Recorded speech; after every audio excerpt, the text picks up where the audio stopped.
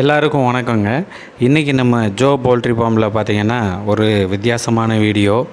ஏற்கனவே இந்த கேஜ் நான் எப்படி மேக் பண்ணேன் அப்படின்றத ஒரு வீடியோவில் நம்ம சேனலில் போட்டிருக்கோம். இதை பார்க்காதவங்க இந்த கேஜ் எப்படி மேக் பண்ணேன்றதை போய் பாருங்கள். உங்களுக்கு கோழி குஞ்சு வளர்க்குறவங்களுக்கு இது ரொம்ப யூஸ்ஃபுல்லாக இருக்கும். இப்போ எனக்கு ஒரு ஐடியா, இதில் மிஞ்சி போனால் ஒரு 100 ஆர் 150 சிக்ஸ் தான் வளர்க்க முடியும். இப்போ என்னடா பண்ணலாம் அப்படின்னு யோசித்தேன். இதே மாதிரி இன்னொன்று செஞ்சோம்னா ஸ்பேஸை ரொம்ப ஆக்குப்பை பண்ணிவிடும். பார்த்துங்க, நமக்கு மாடியில் கொஞ்சம் இடம் தான். சரி, திடீர்னு ஒரு ஐடியா கிளிக் ஆணுச்சு. அதை தான் இப்போ நான் பண்ணிக்கிட்டு இருக்கேன்.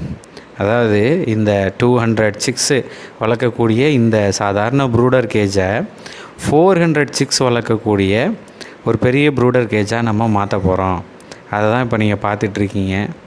இதுக்கு என்ன பண்ணணும் அப்படின்னு கேட்டிங்கன்னா, இதோட ஹைட்டை முதல்ல குறைக்கணும். ஏன்னா நம்ம மேலே பார்த்திங்கன்னா அந்த டாப் இருக்குது பார்த்திங்களா, அந்த டாப்பில் உள்ள ஃப்ரேமில் தான் இன்னொரு ஃப்ளோர் ரெடி பண்ண போகிறோம். ஸோ அதனால் இதோட ஹைட்டை நம்ம முதல்ல குறைக்கணும். ஸோ அது ஹைட்டை குறைக்கணுன்றதுக்காக தான் ஏற்கனவே நம்ம டேக் பண்ணி வச்சுருந்த டேகெல்லாம் கட் பண்ணி நம்ம மெஸ்ஸை சுற்றி ஒரே ஹைட்டுக்கு, இப்போ கையை வச்சு மார்க் பண்ணேன் பார்த்திங்களா, ஒரே ஹைட்டுக்கு பெண்ட் பண்ணி இதோட ஹைட்டை குறைக்கிறோம். இதை ஹைட்டை குறைச்சோன்னா பேலன்ஸ் வந்து நெட்டு இருக்கும் உங்களுக்கு. அந்த நெட்டை நீங்கள் என்ன பண்ணணுன்னா இழுத்து டேக் வச்சு டாப்பை கவர் பண்ணிக்கலாம். எக்ஸஸாக இருக்கிறத நீங்கள் வெட்டி எடுத்துடலாம். இப்போ டாப்பை அதை கவர் பண்ணிக்கலாம்.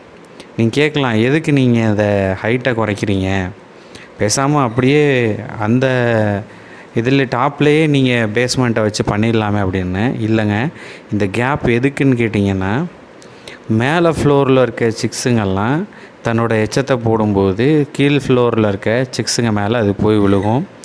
இதனால் ரொம்ப சானிடேஷன் ப்ராப்ளம் இருக்கும், அம்மோனியா ஃபார்ம் ஆகும், சிக்ஸோட ஹெல்த் வந்து ரொம்ப பாதிக்கப்படும், சீக்கிரம் மார்ட்டாலிட்டி ஆகிடும்.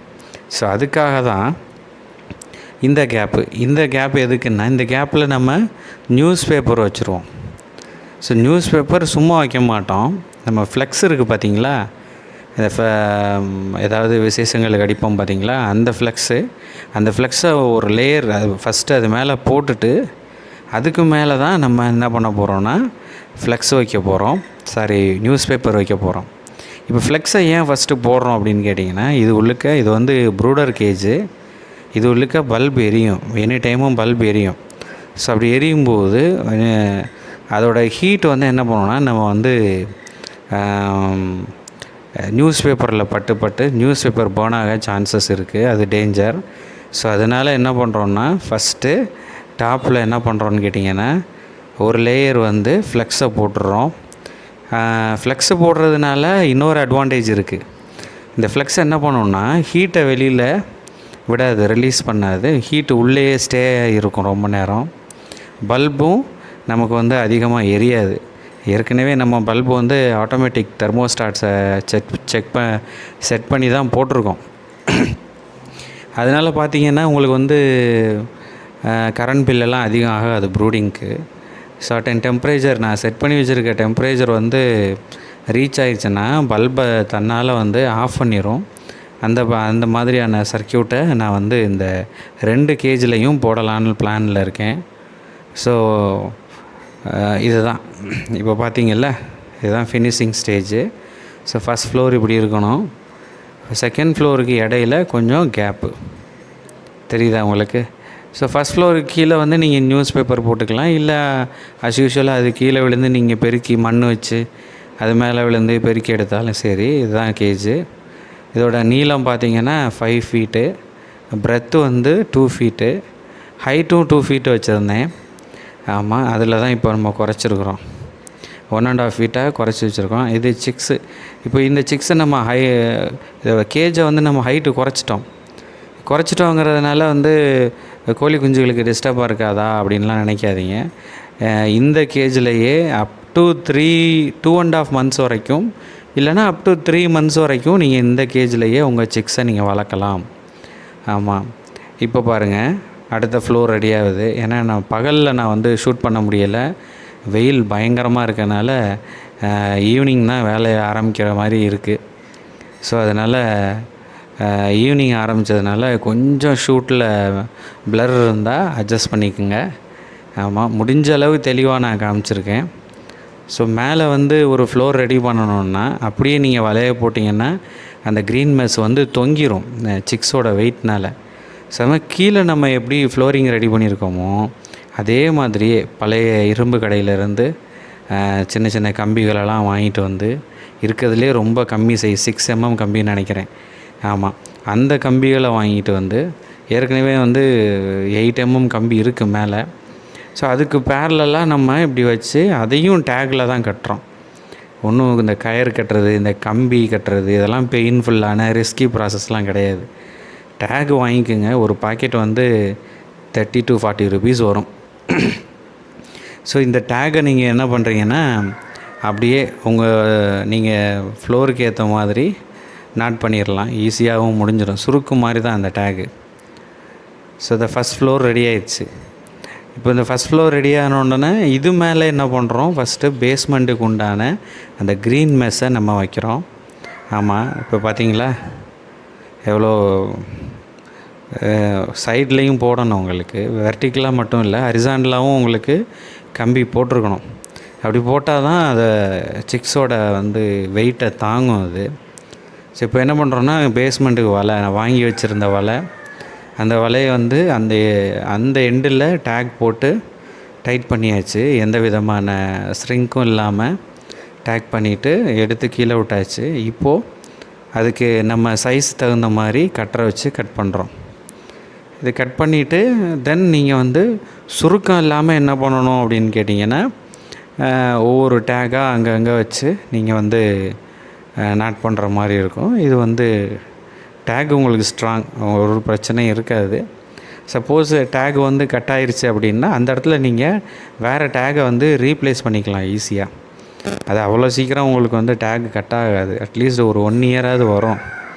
ஆமாம், இப்போது எக்ஸஸாக இருக்க வலையை வந்து அப்படியே நம்ம கட் பண்ணி எடுக்கிறோம். ஆமாம், இதுக்கப்புறம் நீங்கள் வந்து சைடில் கவர் பண்ண போகிறீங்க. அதுக்கும் நீங்கள் வலை வாங்கிக்கணும். இந்த க்ரீன் மெஸ் வந்து ஸ்கொயர் ஃபீட் வந்து ஒரு ஸ்கொயர் ஃபீட் வந்து பார்த்திங்கன்னா 10 rupees தான் வரும். நீங்கள் பெரிய கடைகளில் போய் வாங்குங்க. சின்ன சின்ன கடைகளில் வாங்கினீங்கன்னா ரொம்ப விலை சொல்லுவாங்க. ஆமாம், இதோட விலையே 10 rupees தான் ஒரு ஸ்கொயர் ஃபீட். வெளியில் எங்கேயும் அதிகமாக வாங்கி ஏமாந்துடாதீங்க. ஸோ இது இந்த பேஸ்மெண்ட் முடிஞ்ச உடனே என்ன பண்ணுறோன்னா, ஏற்கனவே நான் டேக் போடாமல் வச்சுருந்தேன் கம்பிகளில். அது இந்த மெஸ்ஸோடு சேர்த்து டேக் போட்டோம்னா இன்னும் கொஞ்சம் ஸ்ட்ராங்காக இருக்கும் அப்படின்றதுக்காக தான் போடாமல் வச்சுருந்தேன். அந்த வேலையை இப்போ நம்ம பார்த்துக்கிட்டு இருக்கோம். எப்படி டேக் போட்டு கட் பண்ணோம் அப்படின்றத பாருங்கள். ஸோ பேஸ்மெண்ட் முடிஞ்சுது. நம்ம ஃபஸ்ட் ஃப்ளோர் ரெடி பண்ணுறோம். ஒரு ஃப்ளோர் முடிஞ்சு கேப் வச்சுருக்கோம். கேப் முடிஞ்சிட்டு அடுத்த ஃப்ளோருக்கு பேஸ்மெண்ட் ரெடி ஆயிடுச்சு. இதில் எவ்வளோ சிக்ஸ் ஏற்றினாலும் உங்களுக்கு இனி வெயிட்டு தாங்கும். ஸோ அவ்வளோதான். இதுக்கப்புறம் என்ன பண்ணுறீங்கன்னா, கீழே எந்த அளவு ஹைட் வச்சுருக்கீங்களோ அதே அளவு ஹைட்டுக்கு நீங்கள் மேலேயும் வச்சுக்கணும். அப்போ தான் பார்க்க யூனிஃபார்மிட்டியாக அழகாக இருக்கும். ஸோ எக்ஸஸாக இருக்குது, என்ன சார் பண்ணலாம் அப்படின்னா அதை அப்படியே ஃபோல்டு பண்ணிக்கோங்க. நம்ம எப்படி ஃபஸ்ட் ஃப்ளோர் கீழே பண்ணோம் அதே மாதிரியே மேலே உள்ள ஃப்ளோருக்கும் பாருங்கள் ஃபோல்டு பண்ணி ஃபினிஷிங் ஸ்டேஜ் எப்படி இருக்குது பாருங்கள் அழகாக. இதுக்கு மேலே இதில் நம்ம வந்து டோரு தான் வைக்கணும். இப்போ கீழே உள்ள கேஜுக்கு வந்து 2 டோர் வைக்கலான் இருக்கேன். மேலே உள்ள கேஜுக்கு ஒரே டோராக வச்சுருவோம் அப்படின்னு இருக்கேன். அந்த கேப்பெல்லாம் இப்போ ஃபில் பண்ணிவிடுவேன். ஆமாம், வலையில் வச்சு நம்ம அதை ஃபில் பண்ணும்போது ஒரு ஃபினிஷிங் கிடைக்கும். இப்போ டோர் எப்படி மேக் பண்ணுறது அப்படின்றதையும் நான் உங்களுக்கு சொல்லுவேன். இந்த கேப் இருக்கணும். இந்த கேப் இருந்தால் தான் உங்களுக்கு சானிடேஷன், வென்டிலேஷன் இதெல்லாம் இருக்கும். ஸோ இதை வந்து நீங்கள் வந்து ஓப்பன் ஏரியாவில் இந்த கேஜை வச்சு நீங்கள் ப்ரூடிங் போட்டு பண்ண முடியாது. எப்போவுமே நீங்கள் சிக்ஸ் வளர்க்க போகிறீங்க அப்படின்னீங்கன்னா ஒரு கவர்டு ரூம், 4 பக்கமும் வாலால் கவர் பண்ணப்பட்ட ஒரு ரூம்குள்ளே தான் நீங்கள் ப்ரூடிங் செட்டப்பை வைக்கணும். நம்ம வந்து கூரையெல்லாம் அட்டாச் பண்ணி வச்சுருக்கோம். ஸோ இது நமக்கு சூட்டபிளான பிளேஸ், நல்லா கூலிங்காகவும் இருக்கும். ஸோ அதில் தான் வைக்கணும். அது எப்படி நான் கவர் பண்ணுறேங்கிறத பின்னால் நீங்கள் பாருங்கள். இப்போ டோர் மேக்கிங் பாருங்கள். ஸோ டோருக்கு உங்களுக்கு எந்த சைஸ் டோரு வேணுமோ எந்த அளவுக்கு மெஸ்ஸை கட் பண்ணிவிட்டு இதில் இந்த சின்ன கம்பிகள், இந்த பார்க்கனா க்ரீனாக பிளாஸ்டிக்கில் மோல்டாகி கம்பி வருது, க்ரீன் கலர் பிளாஸ்டிக் மோல்டட் கம்பியே வருது. ஸோ அதை வச்சு என்ன பண்ணுறீங்கன்னா, அதுலேயே நான் வந்து எக்ஸஸாக வெட்டி நீட்டிகிட்டு இருந்த கம்பியெல்லாம் ஃபோல்டு பண்ணி வச்சுட்டேன். அது ஹோல்டு பண்ணி பிடிச்சிக்கிற மாதிரி. இது மாதிரி ஒரு 3 டோர் நம்ம வந்து ரெடி பண்ணியாச்சு. ஸோ இது கொஞ்சம் டோர் செய்கிறது கொஞ்சம் எக்ஸஸாக ப்ராசஸ் ஆகும். இது ஈஸியாக நீங்கள் ஃபிக்ஸ் பண்ணிடலாம். டோரை எங்கே வேணுமோ அந்த இடத்துல வச்சு டேக் பண்ணிடுங்க. டேக் பண்ணிவிட்டு டோரை காட்டிலும் உங்களோட ஓப்பன் ஏரியா, கேஜில் இருக்க ஓப்பன் ஏரியா சின்னமாக இருக்கணும். அதை மட்டும் ஞாபகம் வச்சுக்கோங்க. பாருங்கள் எவ்வளோ சின்னமாக இருக்குன்னு, டோரோட சின்னமாக இருக்குது பாருங்கள். அப்போ தான் நீங்கள் லாக் பண்ண முடியும். லாக்கிங் சிஸ்டமும் ரொம்ப சிம்பிள். ஏன்னா ஏற்கனவே நம்ம வந்து ஒரு ரூம்குள்ளே தான் வச்சுருக்கோம், பூட்டெல்லாம் போட வேணாம் இதுக்கு. ஸோ சிம்பிளாக நீங்கள் துணி காய போடுற கிளிப்பை வச்சு ஈஸியாக லாக் பண்ணிக்கோங்க. நமக்கு தேவை சிக்ஸு வந்து எதுவும் வெளியில் வந்துடக்கூடாது. அட் த சேம் டைம் பூனை இந்த மாதிரி ப்ரிடியேட்டர்ஸ்லாம் போய் சிக்ஸை வந்து கில் பண்ணிடக்கூடாது. அதுக்காகவும் நம்ம என்ன பண்ணுறோம், சும்மா ஒரு இந்த பாதுகாப்பு போதும். This is enough. ஆமாம். ஸோ இதுக்கப்புறம் என்ன பண்ணுறோன்னா, இது மேலே வந்து நான் ஒரு டோர் தான் வச்சுருக்கேன். ஏன்னா வந்து இந்த ஒரு டோர்லேயே நீங்கள் வந்து உள்ளுக்கு எல்லா இடமும் உங்கள் கை போகும். நீங்கள் சிக்ஸை பிடிக்கணுன்னா ஈஸியாக பிடிச்சிக்கலாம். அதை பற்றி உங்களுக்கு ஒன்றும் பிரச்சனை இல்லை. பட் கீழே வந்து 2 டோர் வச்சுருக்கேன். ஏன்னா சென்டரில் ஒரு கம்பி வருது. ஸோ மேலே வந்து அந்த கம்பி கிடையாது, கீழே அந்த கம்பி வருது. இப்போ பாருங்கள், நம்மளோட ஆட்டோமேட்டிக் சர்க்யூட் இது. டெம்பரேச்சர் ரீச் ஆனால் அதுவே ஆஃப் ஆகும். 2 பக்கம் 100 வாட்ஸ் பல்பு. சோனாலி கோழி குஞ்சுகள் இது, 1 டேஸ் குஞ்சு. ஆமாம். இதுக்கு வந்து நீங்கள் கண்டிப்பாக மேலே பாருங்கள், ஒரு உள்ளன் பிளாங்கெட் போட்டிருக்கேன்னா, பழசு நம்ம வீட்டில் இருந்தது ஒன்று. இது ஹீட்டை வந்து வெளியில் விடாது. அடுத்து வந்து கீழே பாருங்கள், செகண்ட் லேயரில் ஃப்ளெக்ஸு போட்டிருப்பேன். அது மேலே வந்து பேப்பரும் போட்டிருக்கேன் பாருங்கள், 2 லேயர் போட்டிருக்கேன். ஆமாம். கீழ் ஃப்ளோரில் அப்படியே விட்டுட்டேன், தெரியுதா? பேப்பர் போட்டிருக்கேன் பாருங்கள். நீங்கள் ஃப்ளெக்ஸை எடுக்க வேண்டாம், ஃப்ளெக்ஸுக்கு மேலே உள்ள பேப்பரை எடுத்து டஸ்ட்பினில் போட்டு புது பேப்பரை போட்டுக்கலாம். அப்போ பாருங்கள் டெம்பரேச்சர் கட் ஆயிடுச்சு. அதில் நீங்கள் ஒரு 100 குஞ்சு வச்சுக்கலாம். ஸோ நம்மகிட்ட இதுதான் நம்மளோட ப்ரூடிங் செட்டப்பு. பண்ணுனா இது மாதிரி பண்ணுங்கள், உங்களுக்கு எல்லா குஞ்சுகளையும் இழப்பில்லாமல் காப்பாற்றலாம். கேஜ் உள்ள எப்போவுமே ஒரு 2 வாட்டர் ஃபீடர்ஸாவது உள்ளே இருக்கணும். ஆமாம், 2 ஃபாடர் ஃபீடர்ஸு உள்ளே இருக்கணும். இந்த மாதிரி பயனுள்ள தகவல்களை தெரிந்து கொள்ள நம்ம சேனலை சப்ஸ்கிரைப் பண்ணிக்கோங்க. தேங்க்ஸ் ஃபார் வாட்சிங்.